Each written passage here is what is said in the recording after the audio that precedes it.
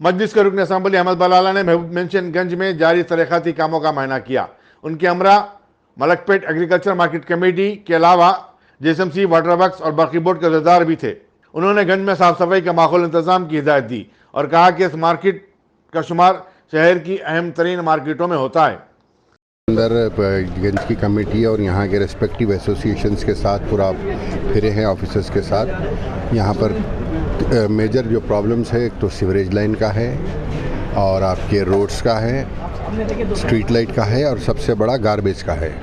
तो ये चारों चीज़ों को एड्रेस करने के लिए और ड्रेनेज का क्या प्रॉब्लम है, कितने का काम है, I have inform them to come with all detail estimates.